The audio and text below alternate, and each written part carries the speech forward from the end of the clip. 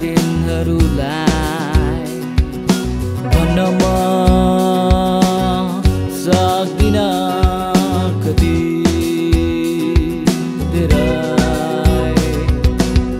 पापी स्वभाव र संसारिक हृदय पापी स्वभाव र संसारिक हृदय दिएन कुनै आशा भरोसा जबसम्म पाइन येशू तिम्रो न्यानो माया तिम्रो न्यानो हो माया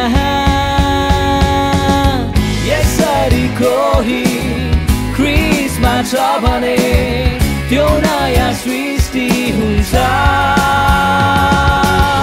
पुरानो कुरा बितेर जान्छ हेर ती नयाँ हुन्छ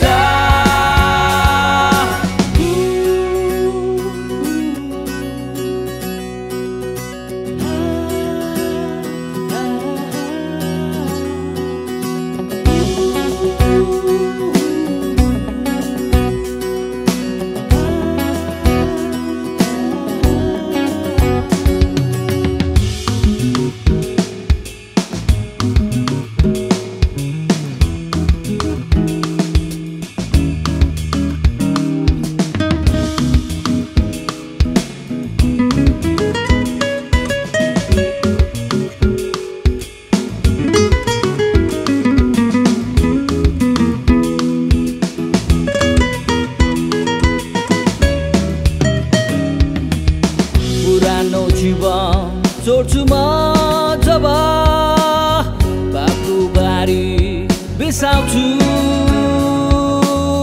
पुरानो जीवन छोड्छु म जब पापको भारी बिसाउँछु नयाँ आशा र नयाँ भरोसा नयाँ शान्ति र नयाँ जीवन पाउँछु म येशूमा पाउँछु म येशूमा यसरी कोही ख्रिस्टमा छ भने त्यो नयाँ सृष्टि हुन्छ पुरानो कुरा बितेर जान्छ हेर ती नयाँ हुन्छ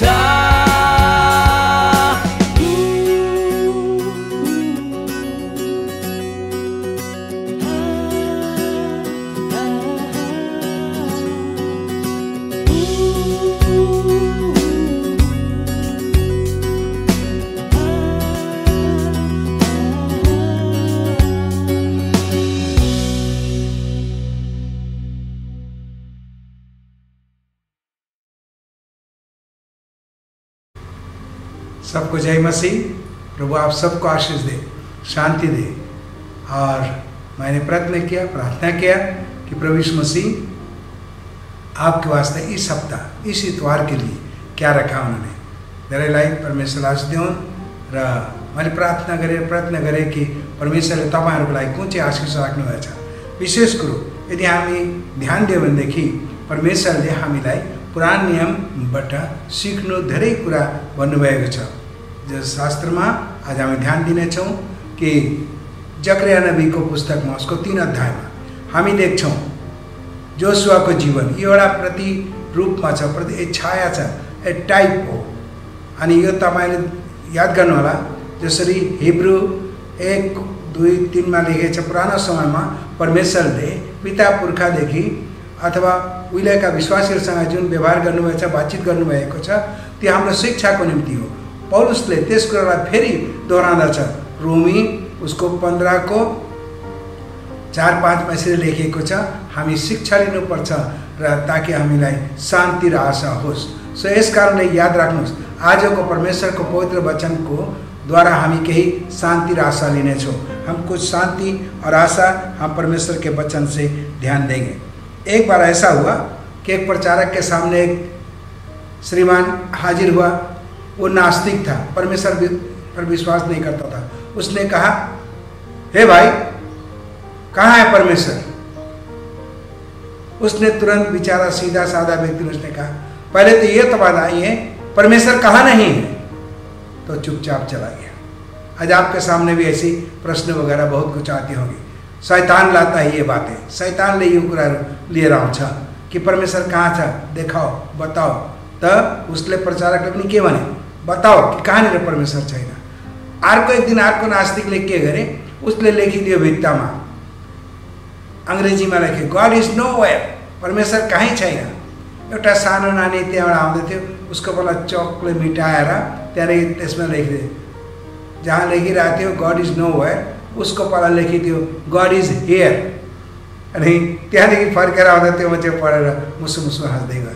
हे परमेश्वरको जनहरू, नाना प्रकारको डाउट, नाना प्रकारको दुविधामा, नाना प्रकारको भाव अनाटनमा, नाना प्रकारको डर र भयमा वर्तमान युगमा हामी व्यतीत गरिरहेका छौँ।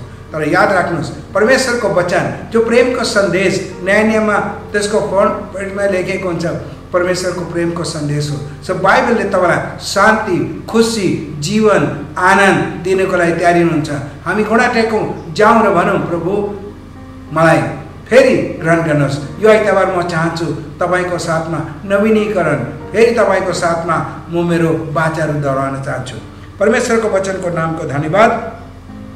जकरिया नबी में जोशुआ को पुस्तक जब हम देखते, जब हम जकरिया नबी की पुस्तक में हम देखते हैं कि जोशुआ वहाँ खड़ा है, शैतान उसकी दाहिनी ओर उसको बदनाम कर रहा है, नाना प्रकार की बातें दिखा रहा है, उसके नाना प्रकार के भूल, अपराध और पाप को दिखा रहा है। यहाँ तक कि वो ऐसा कर रहा था कि अपने कपड़े लत्ते पहनकर बहुत ही दूषित, बहुत ही पाप से भरा हुआ, नाना प्रकार के लांछना, बहुत सी बुराई उसके ऊपर वो लगा रहा था। तब परमेश्वर ने कहा, यहोवा परमेश्वर तुझको डांटे। याद रखिए, आपके साथ में परमेश्वर खड़ा है। वो तुरंत, यदि आप उससे पुकारें, उसकी ओर देखें, उससे बोलें कि प्रभु तू मेरी मदद कर, वो तैयार है आपकी मदद करने के लिए।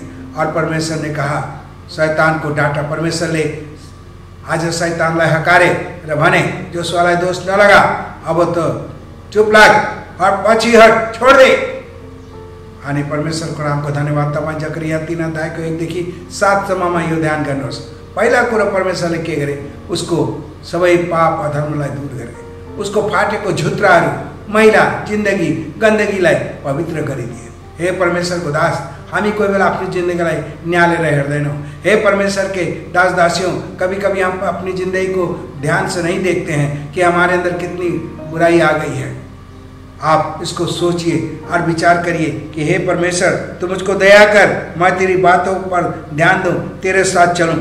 आप यदि देखेंगे, जो मैंने पहले बताया, रोमी 15 के 4 में, इब्रानी 1 के 1 से 2 तक, इस पर ध्यान दीजिएगा कि ये एक उदाहरण के रूप में, क्या ये उदाहरण मेरे और आपके लिए तो नहीं है? आज यदि है तो हम झुक जाएं, हम सामने आ जाएं, हम कल के लिए ना ठहरें। कल को कौन जानता, हो सकता बहुत देर हो जाए।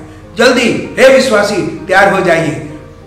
हम लोग बीमार से डरते हैं, नाना प्रकार की बातों से डरते हैं, परंतु परमेश्वर से नहीं डरते हैं। हमने आज उसको बहुत हल्के में ले रखा, परंतु हे परमेश्वर के लोगों, जागो, आप जाग जाएं।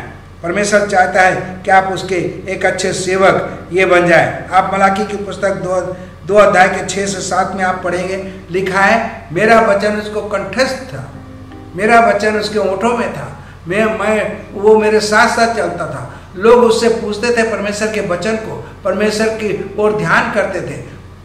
मलाकी में लेखे छ, जसरी मैले 2 अध्याय को यहाँ तपाईँलाई बताए 6 देखि 7 पदमा ध्यान गर्नुहोला।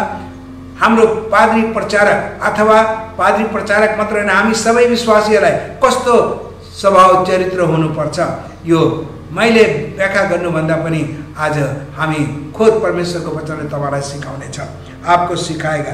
याद रखिए, हम पाप में, शैतान के बस में होकर के हमने सब खो दिया है, परंतु प्रभु यीशु मसीह आपको फिर से लौटाने के लिए तैयार है। प्रभुले फेरि तपाईँलाई फर्काउनुको लागि तयारी हुनुहुन्छ।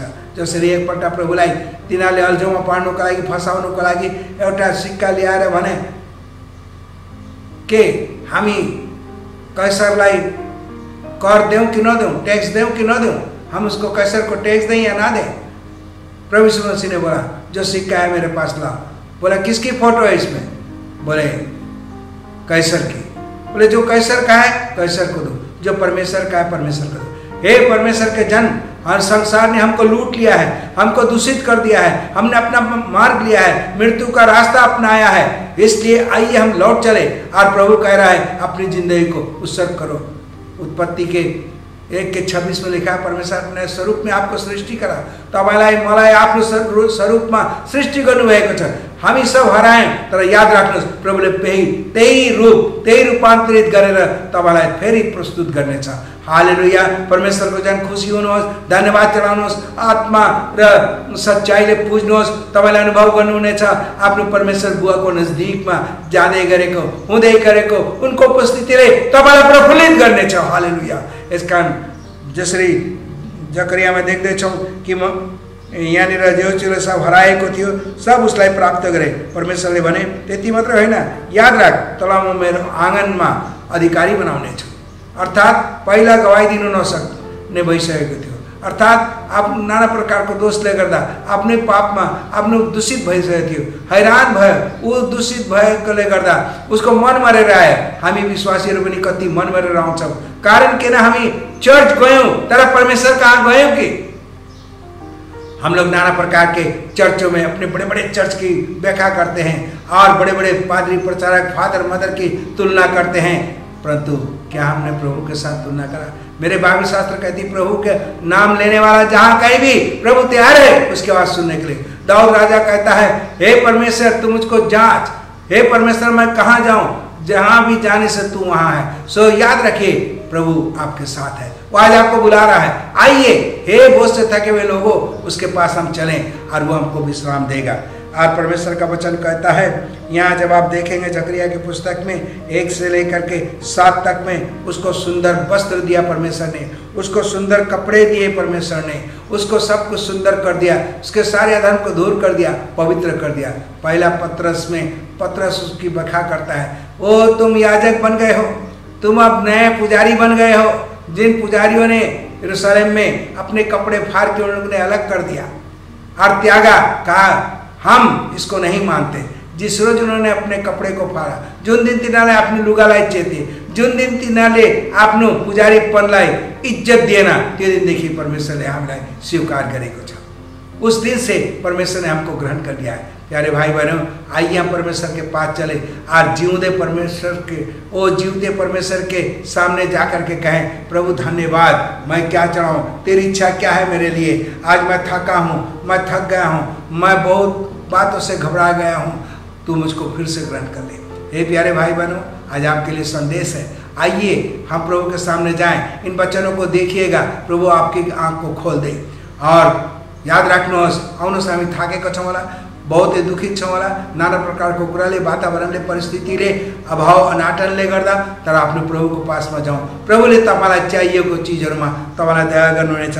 मेरो बाइबल शास्त्रले भन्दछ कि उनले हाम्रो आवश्यकताहरूलाई पनि पुरा गर्छ, तर शारीरिक मनसाले होइन, आत्मिक रीतिमा परमेश्वरले हामीलाई सम्पूर्ण रूपमा तयारी गर्नेछ। ध्यान दिनुहोला जकरियाको पुस्तक, ध्यान दिनुहोला जुन कोटेसन मैले बताएँ, त्यसमा तपाईँले यो पाइला पाइलामा जानुभयो भनेदेखि तपाईँ देख्नुहुनेछ कि परमेश्वरले साँच्चै नै तपाईँलाई कतिको माया गर्नुहुन्छ, कतिको तपाईँको जिन्दगीलाई खुशहाल हुनेछ।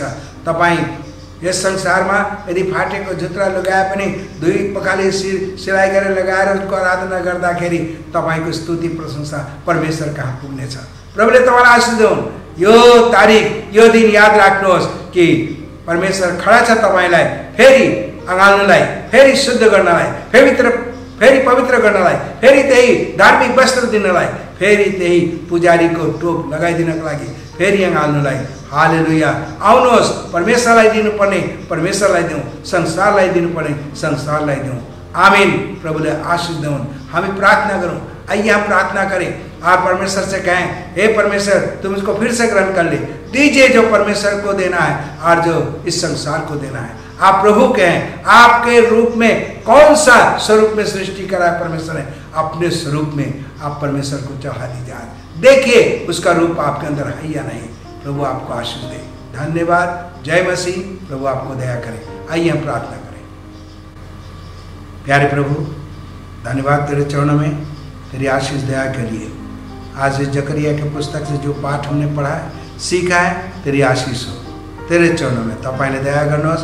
हामीलाई प्रत्येक दाजुभाइ दिदीबहिनीहरूलाई यो सिकाउनुहोस् कि हामीले कुन कुरा हराएको छौँ, हामी कुन अवस्थामा छौँ, आफ्नो अवस्थालाई हेरौँ अनि तपाईँले हामीलाई पुकार्नुहुन्छ, तपाईँले दया गर्नुहुन्छ, तपाईँले आफ्नो आँगनमा हामीलाई हिँडाउनुहुन्छ, फेरि त्यही स्थान दिनुहुन्छ। धन्यवादको साथमा येशू प्रभुको नामको बाटोले आमेन।